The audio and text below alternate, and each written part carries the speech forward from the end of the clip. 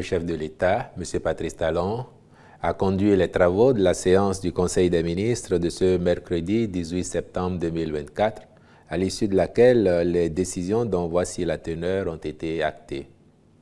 S'agissant des mesures normatives, en point 1, transmission à l'Assemblée nationale pour examen et vote du projet de loi de finances pour la gestion 2025. Ce projet de budget s'établit à 3 551 005 de francs CFA, en hausse de 11% par rapport à 2024. Dans le but de renforcer la résilience de notre économie, il consacre la poursuite et la consolidation des leviers de sa transformation structurelle et une meilleure redistribution des fruits de la croissance économique pour plus d'équité et de justice sociale. Ainsi, courant 2025, les actions de diversification des secteurs productifs, de transformation et de création de valeur seront poursuivies et accentuées.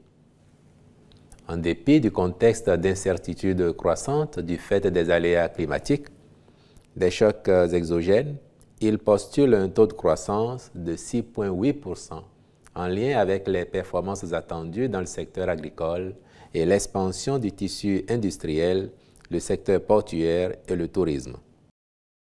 En outre, les choix budgétaires opérés permettent d'assurer les engagements du Bénin pour l'atteinte des objectifs du développement durable à travers l'accélération des chantiers de projets et réformes engagés, ainsi que la prise en compte des besoins exprimés par les populations lors des tournées de reddition de comptes. De même, la réduction des inégalités liées au genre, la préservation de la planète contre les effets du changement climatique, la promotion de l'emploi, la déconcentration et la décentralisation demeurent des priorités et des facteurs d'influence des propositions de dépenses et des mesures fiscales.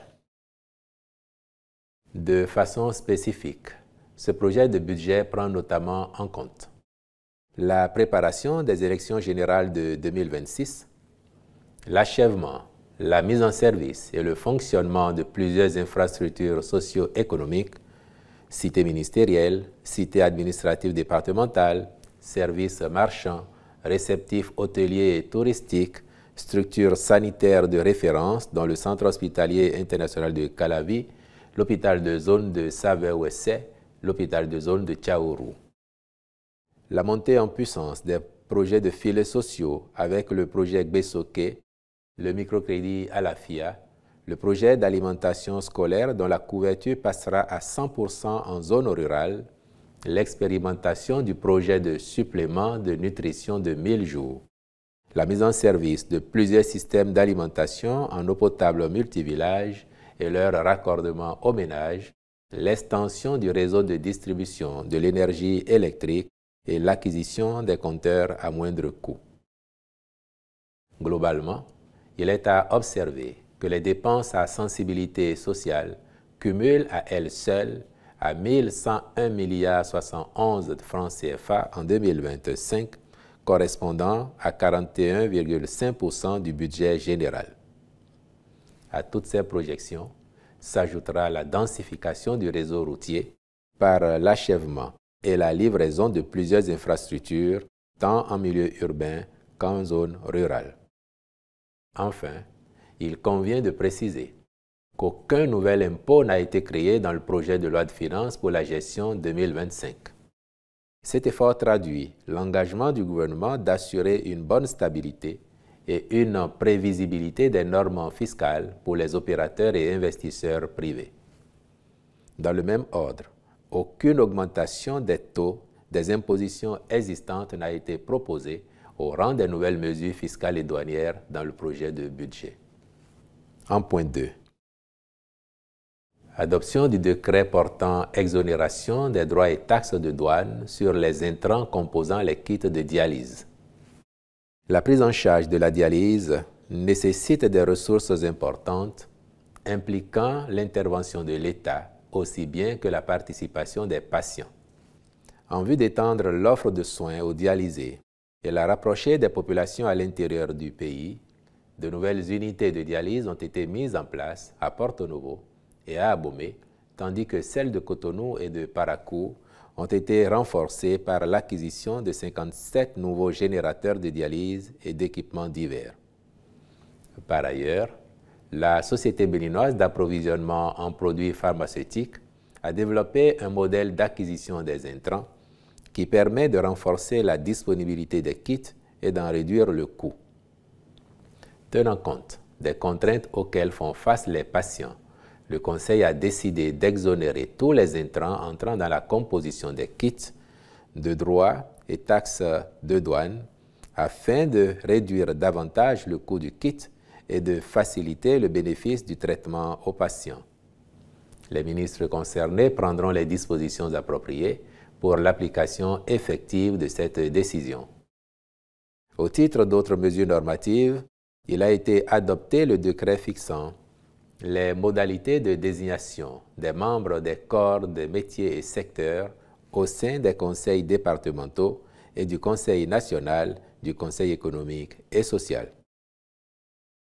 Au chapitre des communications, en point 1, contractualisation dans le cadre de l'installation et l'appui au fonctionnement de 6 complexes de transformation dans les filières manioc, maïs et riz, de type co-entreprise pour le compte du projet d'appui au développement agricole et à l'accès au marché. Le dit projet vise à améliorer durablement la sécurité alimentaire et nutritionnelle, ainsi que les revenus des petits producteurs, en particulier les femmes et les jeunes.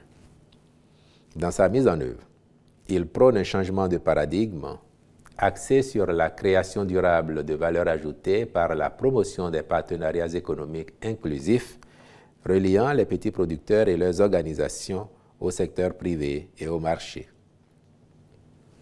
Ces interventions répondent aux besoins d'investissement de taille requis dans les filières agricoles conventionnelles, riz, maïs et manioc, porteuses de croissance. Il promeut les partenariats productifs au sein des acteurs de chaînes de valeur ayant des relations d'affaires et des intérêts communs et qui sont susceptibles d'élaborer ensemble un plan d'affaires pour améliorer la transformation et la commercialisation des produits, l'objectif étant d'accroître les revenus. C'est dans ce cadre qu'il accompagne ses bénéficiaires dans la mise en place et le renforcement des capacités de 6 unités agro-industrielles formalisées en co-entreprise et dédiées à ces filières dans les communes de Tofo, d'Assazomé, Ketou, Aplaoué, Banté et Bopa. Le Conseil s'est prononcé en faveur de la réalisation diligente de ces unités. En point 2, autorisation de signature d'accords cadres avec des experts et des universités pour le contrôle et l'évaluation des enseignants et chercheurs du supérieur. Dans le cadre de sa mission de promotion de la qualité de l'enseignement et des travaux de recherche, la délégation au contrôle et à l'éthique dans l'enseignement supérieur est autorisée à solliciter les services d'experts individuels et d'universités de grande réputation. À cet effet, elle a lancé 3 campagnes successives d'appel international à manifestation d'intérêt, au terme desquelles elle a retenu, d'une part, 38 experts de notoriété internationale dans leur spécialité et, d'autre part, 2 universités canadiennes d'envergure avérée, susceptibles de mettre à sa disposition, chacune, des dizaines d'autres experts. En outre, elle dispose d'une base de données sur tous les enseignants-chercheurs des universités publiques du Bénin, ainsi que d'un accès autorisé à celle des alumni du Conseil africain et malgache pour l'enseignement supérieur CAMES. Ces 2 bases contiennent des centaines d'experts africains. En vue de permettre à la délégation d'accomplir sa mission avec efficacité, le Conseil a marqué son accord pour la signature d'accords cadres avec les experts et universités retenus pour le contrôle et l'évaluation des enseignants et chercheurs du supérieur.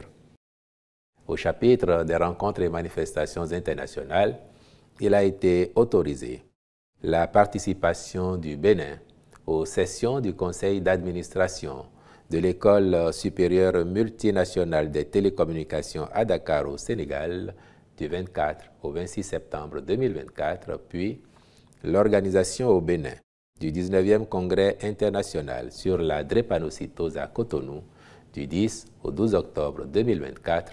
Je vous remercie.